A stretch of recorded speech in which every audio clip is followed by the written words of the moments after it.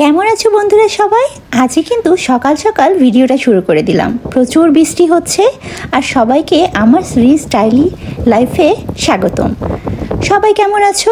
আজকে কিন্তু বৃষ্টির দিন, এই জন্য 3টা রান্না তোমাদের সাথে আজকে শেয়ার করব। সবাই বলবে কিন্তু আমার ভিডিও ব্লগটা কেমন হয়েছে। রান্না করেছিলাম আলু দিয়ে মুরগির মাংস, সাথে ছিল ভুনা খিচুড়ি আর ছিল মিষ্টি কুমড়া ভাজা। চলো আমরা শুরু করে দেই আমি কিভাবে রান্না করলাম। রান্নাটা খুবই সহজ এবং খেতেও অনেক মজা হয়েছিল। প্রথমে চালের মধ্যে পেঁয়াজ কাঁচামরিচ দিয়েছিলাম আদা রসুনের পেস্ট, জিরাও ছিল তার মধ্যে। তারপরে 2 ধরনের ডাল ধুয়ে রেখেছিলাম, ভিজিয়ে রেখেছিলাম আধা ঘন্টা, ওটা দিয়ে দিচ্ছি।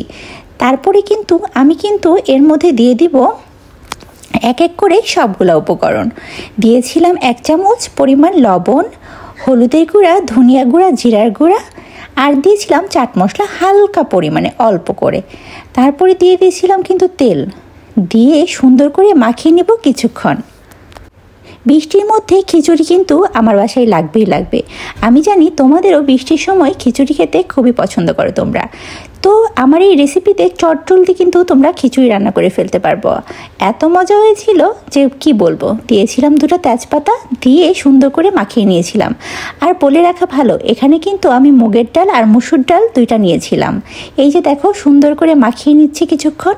মাখানোর পরে পরিমাণ মতো পানি দিব, তাহলে আমার খিচুড়িটা ঝরঝরা হবে।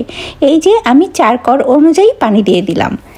এখন বেশিক্ষণ লাগবে না, একটু পরে আমার খিচুড়িটা রেডি হয়ে যাবে।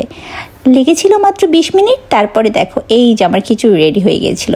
এখন আমি শুরু করে দিব আমার মাংসটা। আলু আর পেঁয়াজ দিয়ে ভালো করে ভেজে নিয়েছিলাম কিছুক্ষণ, খুব ভালো করে একটু ভেজে নিব। তারপরে ধুয়ে রাখা যে মুরগির মাংসটা আমি এক এক করে দিয়ে দিয়েছিলাম। এটা আমি একদম সুন্দর করে কিছুক্ষণ ভেজে নিব। এভাবে করে রান্না করলে মুরগি আর আলুর যে একটা কাঁচা গন্ধ, সেটা কখনোই আসবে না। এটার মধ্যে দিয়ে দিব আদা রসুন জিরা পেস্ট, সাথে পেঁয়াজের পেস্টও দিয়েছিলাম দিয়ে আমি এটা আবার কষিয়ে নেব। আসলে আমি মাংসটা এভাবে কষিয়ে রান্না করি, খুবই মজা হয়। তারপরে এটা যখন একটু কষে আসবে, তখন এর মধ্যে হলুদের গুঁড়া, মরিচের গুঁড়া, ধনিয়া গুঁড়া আর জিরা গুঁড়া দিয়ে আবার কিছুক্ষণ আমি এটা নেড়ে নেব। মাংস থেকে যখন তেলটা উপরে উঠে আসবে, তখন এর মধ্যে আমি দিয়ে দেব এলাচ, দারচিনি, গোটা গোলমরিচ, যেটা মাংসের মশলা হিসাবে আমরা জেনে থাকি। দিয়ে দিয়েছিলাম 2টা তেজপাতাও। এখন আমি দিয়েছিলাম দারচিনি, দেওয়ার পরে আবার কিছুক্ষণ নেড়ে দেব। বেশি পানি দিব না, এই মাংসটা একটু কষা কষাই হবে। গরম পানি নিয়েছিলাম, সেই গরম পানি দিয়ে দিলাম। এই যে, আর বেশিক্ষণ লাগবে না, এটাও রান্না হয়ে যাবে কিছুক্ষণ পরে। এই দেখো, অলরেডি আমার মুরগির মাংসটা রান্না হয়ে গেছে।